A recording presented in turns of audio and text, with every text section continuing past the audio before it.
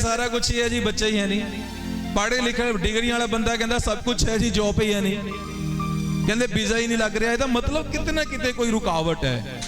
उस एक गल दे करके, एक रुकावट दे करके जो भी साडे को हैगा सानू वो भी अधूरा लगता है। वो भी सानू इदां लगता है कि नहीं ये तो वो होने के बावजूद भी इदां लगता कि जिदा साडे तो नहीं है। हालेलुया। वचन च लिखिया नहमान अपने स्वामी दे अगे, लोकां दे अगे, देश दे विच बुद्धिमान सी, धनवान सी, आदर वाला सी, शूरमा सी, नाम सी, इज्जत सी, पर वो कोड़ी सी। हालेलुया। इन्ने गुण होने के बावजूद भी एक अवगुण नूं लोग ज्यादा देखते हैं। इन्ने ज्यादा गुण, इन्नी खूबियां, इन्नी महानता, फिर भी ओदे एक अवगुण जिहड़ा कोड़ी सी ओदे ते लोग ज्यादा ध्यान करते सी।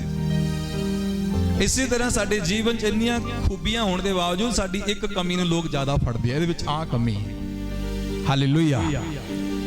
लोग ये देखते कि बंदा भला है, सियाणा है, बुद्धिमान है, वफादार है, प्यार करने वाला है, उन्होंने कहना ये आ कमी है। परमेश्वर का वचन कलाम ये दसदा है कि इसी तरह अज लोगों के जीवन दे विच भी कमियां है, लोगों के जीवन च भी कमजोरियां है। हालेलुया। अपने आप नूं चेक करना, अपनी फैमिली, अपने बच्चों नूं चेक करना कि कित्थे साडे जीवन च पर लगा है, पर वो कोड़ी सी। हालेलुया। आज देखना है और अंगीकार करना है इस वचन के द्वारा कि प्रभु जिद्दां पर नहमान दे जीवन जो खत्म होया उदां ही पर अज साडी जिंदगी चो खत्म होवेगा। बोलो हालेलुया। पर वो कोड़ी सी, जॉब है पर बच्चा नहीं, सब कुछ है पर शांति नहीं, सारा कुछ हैगा पर इज्जत नहीं। ਇਹਦਾ मतलब पर लगा है किसी ना किसी के जीवन, किसी ਨੂੰ बच्चे का पर लगा होया नहीं, पर बच्चा नहीं है, पर शांति नहीं है, पर जिंदगी च आराम नहीं है। हालेलुया। पैसा है, पढ़ाई है, लिखाई है, डिग्रियां है, बड़े मैं अव्वल होना है, बड़ा मैं कह लो कि सब तो पहला होना, पर फिर भी मेरी जीवन च जॉब नहीं है। ਇਹਦਾ मतलब अज किसी ना किसी जीवन च पर लगा होया, कोई ना कोई कमी है, पर यीशु मसीह नासरी कहता जे तू मेरे कोल आवे मैं इस पर नूं, इस समस्या नूं खत्म कर देवांगा। और होवेगी किदां? वचन दे विच लिखिया ओ कोड़ी सी, कोड़ी होने के नाते परमेश्वर दे वचन लिखिया जो इजराइल दे विच हो गए, इजराइल उन्होंने हराया। एक औरत, एक छोटी लड़की नूं ओ लैके आए गुलाम बना के, नौकरानी बना के, और उन्हें अपनी पत्नी की टहल दे लई ओदे लई ओ कुड़ी नूं छड्ड दिता। जदों उन्हें अपनी पत्नी लई ओ कुड़ी नूं छड्डिया ते अगले वचनां च तुसीं पढ़ोगे उत्थे उस औरत ने, उस लड़की ने, उस गोली ने आख्या कहंदी जे ये मेरा स्वामी मेरे देश दे विच हुंदा, क्योंकि वो लड़की हुण इजराइल तो आराम दे विच लिआंदी गई सी दूसरे देश विच। कहंदी जे मेरा स्वामी इजराइल दे विच हुंदा उत्थे मेरे परमेश्वर ने इहनूं चंगा कर देना सी, इहदे कोड़ नूं खत्म कर देना सी। हालेलुया। हुण ओदी पत्नी ने, नहमान दी पत्नी ने दस्सिया कि जेड़ी मेरी नौकरानी है, जेड़ी मेरी टहल करदी है, उन्हें ये आख्या कि तेरा कोड़ खत्म हो सकदा, पर हुण इजराइल दे विच है, उत्थे तू जावेगा। तो वो कहती हो सकता है, उन्होंने उम्मीद जागी कि मेरे को सब कुछ है पर मैं कोड़ी हाँ। पर हटाउण दे लई, कोड़ हटाउण दे लई राजे ने चिट्ठी लिखी। आराम दे राजे ने कहा मैं चिट्ठी लिखदा, इजराइल में जा और इजराइल दे विच जाके यह चिट्ठी राजे नूं दे, और राजे नूं कहे कि मैं कोड़ ठीक कराउण लई आया, मेरा कोड़ ठीक कर। हालेलुया। जो तुसीं अगली आयतां नूं पढ़दे हो, नहमान धन सोना चांदी बहुमूल्य वस्त्र लैके, कुछ अपने सिपाही लैके चला गया इजराइल दे विच। इजराइल में जाके इजराइल के राजा नूं चिट्ठी दिती गई। जो इजराइल के राजा ने चिट्ठी पढ़ी कि आराम के राजा ने चिट्ठी भेजी है, क्योंकि आराम ने इजराइल नूं गुलाम बनाया हुआ सी। और जो इजराइल के राजा ने चिट्ठी पढ़ी है कि मेरा सेनापति है, ओदा कोड़ ठीक होना चाहिए, क्योंकि तेरे देश के विच ओदे कोड़ दा इलाज है। हालेलुया। राजे ने की किया, अपने कपड़े फाड़ ले, कपड़े फाड़ के रोन लगा, करलाउण लगा, कहंदा ये किहो जी समस्या है, कहंदा मैं किद्दां कोड़ चंगा कर सकदा, मैं किद्दां ओदा इलाज कर सकदा, मैं किद्दां ओनू छू सकदा, मैं किद्दां ओदे कोड़ नू खत्म कर सकदा। राजा रोन लगा और यह खबर पूरे इजराइल च फैल गई। जो इजराइल च खबर फैल गई, यह खबर अलीशा दे कोल पहुंची, और जिद्दां ही अलीशा नबी दे कोले खबर पहुंची, अलीशा ने सुनेहा भेजिया राजे नू, कहंदा हे राजा तू क्यों अपने कपड़े फाड़दा है, ਇਹ ਕਿੱਡੀ ਵੱਡੀ ਸਮੱਸਿਆ ਹੈ। ਕਹਿੰਦਾ ਇਹ ਤੇ ਕੁਝ ਵੀ ਨਹੀਂ। ਅੱਜ ਕਹਿੰਦਾ ਉਹ ਨਵਾਨ ਜਦੋਂ ਮੇਰੇ ਕੋਲ ਆਵੇਗਾ ਮੈਂ ਉਹਦੇ ਕੋੜ ਨੂੰ ਖਤਮ ਕਰਾਂਗਾ ਤੇ ਉਹ ਜਾਣੇਗਾ, ਆਰਾਮ ਦਾ ਰਾਜਾ ਜਾਣੇਗਾ ਕਿ ਯਹੋਵਾ ਹੀ ਜ਼ਿੰਦਾ ਪਰਮੇਸ਼ਵਰ ਹੈ। ਕਹਿੰਦਾ ਮੇਰੇ ਕੋਲ ਭੇਜ ਦਿਓ ਉਹਨੂੰ। ਔਰ ਵਚਨ ਦੇ ਵਿੱਚ ਲਿਖਿਆ ਜਦੋਂ ਰਾਜੇ ਨੇ ਨੇਮਾਨ ਨੂੰ ਕਿਹਾ, ਕਹਿੰਦਾ ਉਸ ਜਗ੍ਹਾ ਚੱਲ ਜਾ। ਉਹਨੇ ਐਡਰੈਸ ਦੇ ਦਿੱਤਾ। ਅਲੀਸ਼ਾ ਇੱਕ ਨਾਂ ਦਾ ਨਬੀ ਹੈ, ਉਹ ਤੈਨੂੰ ਮਿਲੇਗਾ, ਉਹਦੇ ਕੋਲ ਹੀ ਤੇਰਾ ਹੱਲ ਹੋਵੇਗਾ। ਨੇਮਾਨ ਆਪਣੇ ਘੋੜੇ ਖੱਚਰਾਂ ਲੈ ਕੇ, ਆਪਣੇ ਲੋਕ ਲੈ ਕੇ, ਸੋਨਾ ਚਾਂਦੀ ਗਿਫਟ ਜੋ ਉਹਨੂੰ ਦੇਣ ਲਈ ਆਇਆ ਸੀ ਉਹ ਲੈ ਕੇ ਪਹੁੰਚ ਗਿਆ ਅਲੀਸ਼ਾ ਦੇ ਕੋਲ। ਔਰ ਪਰਮੇਸ਼ਵਰ ਦਾ ਵਚਨ ਦੱਸਦਾ ਜਦੋਂ ਅਲੀਸ਼ਾ ਦੇ ਕੋਲ ਪਹੁੰਚਿਆ, 5 ਅਧਿਆਏ, ਦੂਸਰਾ ਰਾਜਾ 5 ਅਧਿਆਏ 5 ਅਧਿਆਏ ਉਹਦੀ 10 ਵਿੱਚ ਲਿਖਿਆ, ਅਲੀਸ਼ਾ ਨੇ ਇੱਕ ਹਲਕਾਰੇ ਨੂੰ ਇਹ ਆ ਕੇ ਉਹਦੇ ਕੋਲ ਘੱਲਿਆ ਕਿ ਜਾ ਤੇ ਜਰਦਨ ਵਿੱਚ 7 ਚੁੱਭੀਆਂ ਮਾਰ ਤਾਂ ਤੇਰਾ ਸਰੀਰ ਤਿਵੇਂ ਹੀ ਹੋ ਜਾਵੇਗਾ ਤੇ ਤੂੰ ਸ਼ੁੱਧ ਹੋ ਜਾਵੇਂਗਾ। ਪਰ ਨੇਮਾਨ ਕ੍ਰੋਧੀ ਹੋ ਕੇ ਚੱਲਿਆ ਗਿਆ ਅਤੇ ਕਹਿਣ ਲੱਗਾ, ਵੇਖੋ ਮੈਂ ਤਾਂ ਸੋਚਦਾ ਸਾਂ ਭਾਈ ਉਹ ਬਾਹਰ ਆ ਕੇ ਖਲੋ ਜਾਵੇਗਾ ਔਰ ਆਪਣੇ ਪਰਮੇਸ਼ਵਰ ਯਹੋਵਾ ਦਾ ਨਾਮ ਲੈ ਕੇ ਉਸ ਥਾਂ ਉੱਤੇ ਆਪਣਾ ਹੱਥ ਫੇਰੇਗਾ ਅਤੇ ਕੋੜੀ ਨੂੰ ਚੰਗਾ ਕਰੇਗਾ। ਕੀ ਦਮਿਸ਼ਕ ਦੀਆਂ ਨਦੀਆਂ, ਅਬਾਨਾ ਤੇ ਫਰਫਰ, ਇਜ਼ਰਾਈਲ ਦੀਆਂ ਸਾਰੀਆਂ ਨਦੀਆਂ ਤੋਂ ਚੰਗੀਆਂ ਨਹੀਂ ਹਨ? ਭਲਾ ਮੈਂ ਉਹਨਾਂ ਵਿੱਚ ਨਹਾ ਕੇ ਸ਼ੁੱਧ ਨਾ ਹੋ ਸਕਦਾ ਸਾਂ? ਸੋ ਉਹ ਮੁੜਿਆ ਤੇ ਗੁੱਸੇ ਨਾਲ ਚਲਿਆ ਗਿਆ। ਹਾਲੇਲੂਇਆ। ਹੁਣ ਜਦੋਂ ਅਲੀਸ਼ਾ ਦੇ ਕੋਲ ਆਇਆ, ਐਡਰੈਸ ਦੇ ਦਿੱਤਾ ਰਾਜੇ ਨੇ, ਐਡਰੈਸ ਲੈ ਕੇ ਨੇਮਾਨ ਅਲੀਸ਼ਾ ਦੇ ਕੋਲ ਆਇਆ। ਔਰ ਜਿੱਦਾਂ ਹੀ ਅਲੀਸ਼ਾ ਦੇ ਕੋਲ ਆਇਆ, ਹੋਇਆ ਕੀ, ਅਲੀਸ਼ਾ ਨੇ ਅੱਗੇ ਉਹਨੂੰ ਆਖਿਆ, ਕਹਿੰਦਾ ਜਾ ਕੇ ਜਰਦਨ ਨਦੀ ਦੇ ਵਿੱਚ 7 ਚੁੱਭੀਆਂ ਮਾਰ, ਤੇਰਾ ਕੋੜ ਖਤਮ ਹੋ ਜਾਏਗਾ ਔਰ ਤੇਰਾ ਸਰੀਰ ਚੰਗਾ ਹੋ ਜਾਵੇਗਾ। ਜਿੱਦਾਂ ਹੀ ਨੇਮਾਨ ਨੇ ਸੁਣਿਆ ਉਹ ਕ੍ਰੋਧੀ ਹੋ ਗਿਆ, ਗੁੱਸੇ ਨਾਲ ਭਰ ਗਿਆ। ਕਿਉਂ ਗੁੱਸੇ ਨਾਲ ਭਰਿਆ? ਕਿਉਂਕਿ ਉਹਨੂੰ ਇਹ ਲੱਗਦਾ ਸੀ ਕਿ ਮੈਂ ਐਡੀ ਦੂਰੋਂ ਚੱਲ ਕੇ ਆਇਆ, ਮੇਰੇ ਕੋਲ ਪੈਸਾ ਹੈ, ਪ੍ਰਾਪਰਟੀ ਹੈ, ਧਨ ਹੈ, ਦੌਲਤ ਹੈ, ਇੱਜ਼ਤ ਹੈ, ਸ਼ੌਹਰਤ ਹੈ, ਸੈਨਾਪਤੀ ਬਾਡੀਗਾਰਡ ਮੇਰੇ ਨਾਲ ਰਹਿੰਦੇ ਆ, ਫਿਰ ਵੀ ਇਹ ਬੰਦਾ ਮੈਨੂੰ ਮਿਲਣ ਲਈ ਬਾਹਰ ਕਿਉਂ ਨਹੀਂ ਆਇਆ? ਹਾਲੇਲੂਇਆ। ਇਹ ਮੈਨੂੰ ਮਿਲਣ ਲਈ ਬਾਹਰ ਕਿਉਂ ਨਹੀਂ ਆਇਆ? ਮੇਰਾ ਵੈਲਕਮ ਕਰਨ ਲਈ ਕਿਉਂ ਨਹੀਂ ਆਇਆ? ਮੈਨੂੰ ਹੈਲੋ ਹਾਈ ਕਰਨ ਲਈ ਕਿਉਂ ਨਹੀਂ ਆਇਆ? ਮੇਰੇ ਕੋਲ ਤੇ ਇੰਨਾ ਕੁਝ ਹੈ। ਔਰ ਵਚਨ ਲਿਖਿਆ ਉਹ ਕ੍ਰੋਧੀ ਹੋ ਗਿਆ। ਕ੍ਰੋਧੀ ਹੋ ਕੇ ਉਹਨੇ ਕਿਹਾ, ਮੇਰੇ ਦੇਸ਼ ਵਿੱਚ ਇਸ ਦੇਸ਼ ਦੇ ਨਾਲੋਂ ਵਧੀਆ ਨਦੀਆਂ, ਇਸ ਦੇਸ਼ ਦੇ ਨਦੀਆਂ ਨਾਲੋਂ ਵਧੀਆ ਨਦੀਆਂ ਮੇਰੇ ਦੇਸ਼ ਵਿੱਚ ਹੈ। ਜੇ ਨਹਾ ਕੇ ਸ਼ੁੱਧ ਹੋਣਾ ਸੀ ਤੇ ਮੈਂ ਉੱਥੇ ਹੀ ਹੋ ਜਾਂਦਾ। ਹਾਲੇਲੂਇਆ। ਮੈਨੂੰ ਇੱਥੇ ਆਉਣ ਦਾ ਕੀ ਫਾਇਦਾ? ਮੈਂ ਕਿਉਂ ਇਸ ਜਗ੍ਹਾ ਤੇ ਆਇਆ? ਜੇ ਸ਼ੁੱਧ ਹੋਣ ਦੀ ਗੱਲ ਸੀ ਤੇ ਮੈਂ ਉੱਥੇ ਸ਼ੁੱਧ ਹੋ ਸਕਦਾ ਸੀ। ਪਰਮੇਸ਼ਰ ਦੇ ਵਚਨ 'ਚ ਲਿਖਿਆ, ਕ੍ਰੋਧੀ ਹੋ ਕੇ ਉੱਥੋਂ ਚਾਣ ਲੱਗਾ, ਕ੍ਰੋਧੀ ਹੋ ਕੇ ਚੱਲਣ ਲੱਗਾ। ਪਰ ਪਰਮੇਸ਼ਰ ਦਾ ਵਚਨ ਦੱਸਦਾ ਹੈ ਉਹਦੇ ਨਾਲ ਕੋਈ ਸਮਝਦਾਰ ਬੰਦੇ ਵੀ ਸੀ। ਹਾਲੇਲੂਇਆ। ਸਮਝਦਾਰ ਬੰਦਿਆਂ ਨੇ ਉਹਨੂੰ ਸਲਾਹ ਦਿੱਤੀ, ਕਹਿੰਦੇ ਉਹ ਗੱਲ ਸੁਣ ਸਵਾਮੀ, ਗੱਲ ਸੁਣ, ਕ੍ਰੋਧੀ ਹੋ ਕੇ ਜਾਣ ਦੀ ਲੋੜ ਨਹੀਂ। ਤੈਨੂੰ ਉਸ ਰੱਬ ਦੇ ਬੰਦੇ ਨੇ ਕਿੱਡਾ ਕੁ ਹੁਕਮ ਲਾ ਦਿੱਤਾ, ਕਿੱਡਾ ਕੁ ਵੱਡਾ ਤੈਨੂੰ ਪਹਾੜ ਤੋੜਨ ਲਈ ਕਹਿਤਾ, ਕਿੱਡਾ ਕੁ ਵੱਡਾ ਤੈਨੂੰ ਬਲੀਦਾਨ ਚੜਾਉਣ ਲਈ ਕਹਿਤਾ।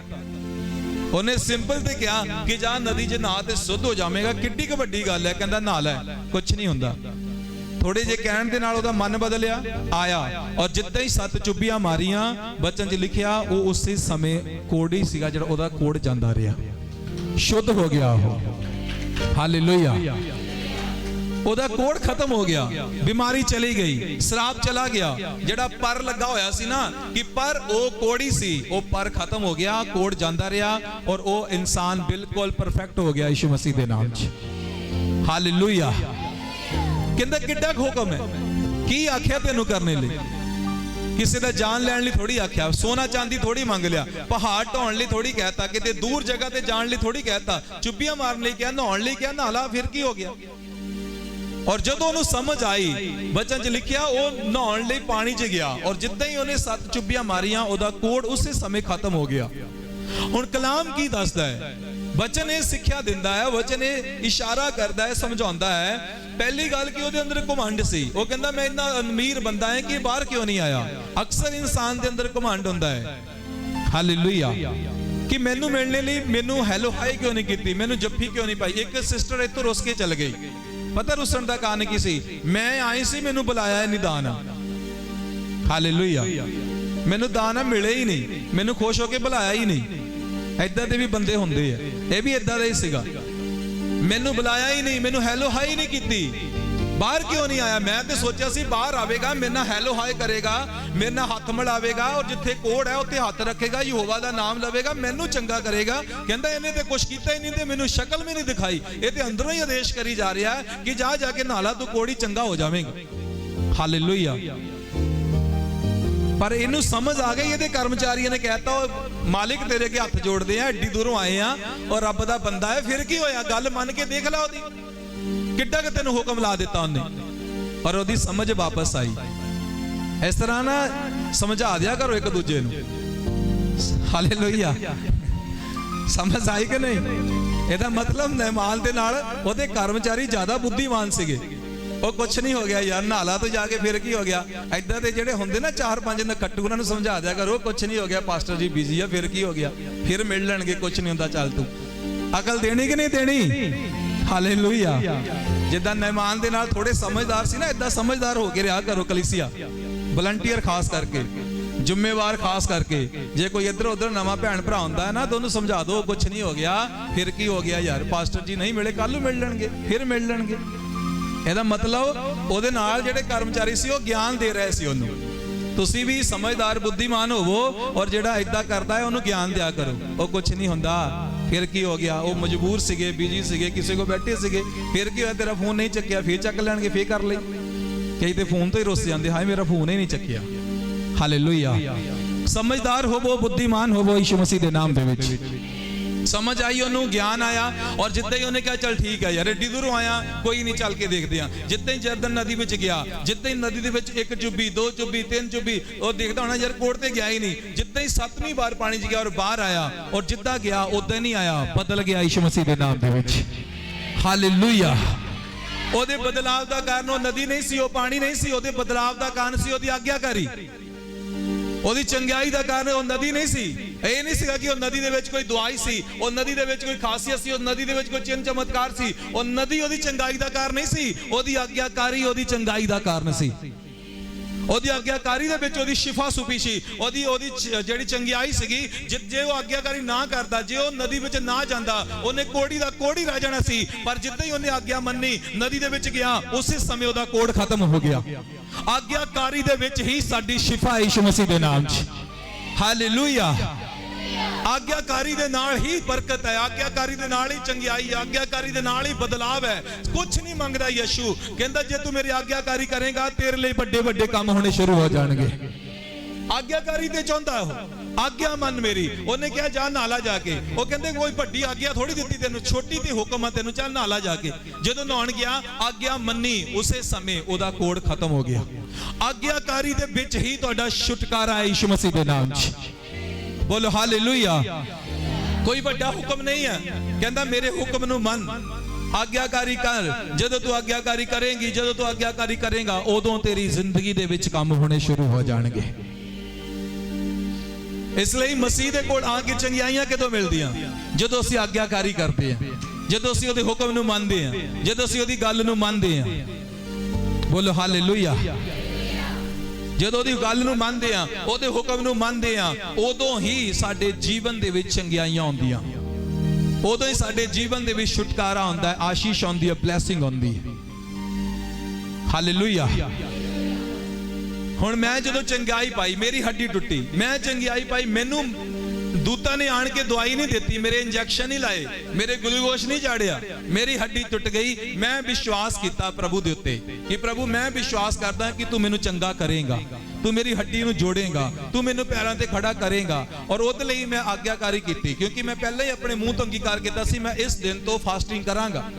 ਔਰ ਮੈਂ ਉਸ ਗੱਲ ਤੇ ਖੜਾ ਰਿਹਾ। ਮੈਂ ਪ੍ਰਭੂ ਦੇ ਅੱਗੇ ਦੁੱਖ ਦੇ ਵਿੱਚ ਵੀ ਫਾਸਟਿੰਗ ਕੀਤੀ, ਔਰ ਜਦੋਂ ਮੈਂ ਫਾਸਟਿੰਗ ਕਰਨ ਤੋਂ ਬਾਅਦ ਪ੍ਰਭੂ ਦੇ ਵਿੱਚ ਵਿਸ਼ਵਾਸ ਕੀਤਾ, ਬਿਨਾਂ ਆਪਰੇਸ਼ਨ ਮੈਂ ਚੰਗਾ ਹੋਇਆ ਯਿਸੂ ਮਸੀਹ ਦੇ ਨਾਮ ਦੇ ਵਿੱਚ। ਬੋਲੋ ਹਾਲੇਲੂਇਆ। ਇਹਦਾ ਮਤਲਬ ਪ੍ਰਭੂ ਨੇ ਆਣ ਕੇ ਕੁਝ ਮੈਨੂੰ ਜੜੀ ਬੂਟੀ ਨਹੀਂ ਦਿੱਤੀ ਕਿ ਆ ਖਾ ਲਾ, ਆ ਲਗਾ ਲਾ, ਤੂੰ ਚੰਗਾ ਹੋਵੇਂਗਾ। ਨਹੀਂ, ਮੇਰਾ ਵਿਸ਼ਵਾਸ ਔਰ ਮੇਰੀ ਆਗਿਆਕਾਰੀ ਨੇ ਮੇਰੀ ਟੁੱਟੀ ਹੱਡੀ ਨੂੰ ਜੋੜ ਦਿੱਤਾ। ਪਰਮੇਸ਼ਰ ਦੇ ਵਚਨ 'ਚ ਲਿਖਿਆ, ਉਹ ਨਦੀ ਦੇ ਵਿੱਚ ਕੋਈ ਇਦਾਂ ਦੀ ਖਾਸੀਅਤ ਨਹੀਂ ਸੀ, ਉਹ ਨਦੀ ਦੇ ਵਿੱਚ ਇੰਨੀ ਪਾਵਰ ਨਹੀਂ ਸੀ। ਆਗਿਆਕਾਰੀ ਦੇ ਨਾਲ ਹੀ ਉਹਦੇ ਜੀਵਨ ਦੇ ਵਿੱਚ ਉਹਦਾ ਕੋੜ ਖਤਮ ਹੋਇਆ। ਆਗਿਆਕਾਰੀ ਹੀ ਬਸ ਮੈਨੇ ਰਖਾਉਂਦੀ ਹੈ। ਪ੍ਰਭੂ ਦੀ ਗੱਲ ਜੋ ਤੁਸੀਂ ਮੰਨਦੇ ਹੋ, ਉਹੀ ਤੁਹਾਡੇ ਜੀਵਨ ਨੂੰ, ਤੁਹਾਡੇ ਹਾਲਾਤਾਂ ਨੂੰ, ਤੁਹਾਡੇ ਪਰਿਵਾਰ ਨੂੰ, ਤੁਹਾਡੇ ਬਿਜ਼ਨਸ ਨੂੰ, ਤੁਹਾਡੇ ਜਿਹੜੇ ਕਹਿ ਲੋ ਕਿ ਖਾਨਦਾਨ ਨੂੰ ਚੇਂਜ ਕਰਦੀ ਹੈ। ਤੁਹਾਡੀ ਆਗਿਆਕਾਰੀ ਤੇ ਡਿਪੈਂਡ ਕਰਦਾ ਹੈ ਕਿ ਤੁਸੀਂ ਕਿੰਨਾ ਪ੍ਰਭੂ ਦੀ ਆਗਿਆਕਾਰੀ ਕਰਦੇ ਹੋ। ਔਰ ਜਦੋਂ ਤੁਸੀਂ ਆਗਿਆਕਾਰੀ ਕਰੋਗੇ ਪਰ ਜਿਹੜਾ ਹੈ ਖਤਮ ਹੋਣਾ ਸ਼ੁਰੂ ਹੋ ਜਾਂਦਾ ਹੈ। ਹਾਲੇਲੂਇਆ।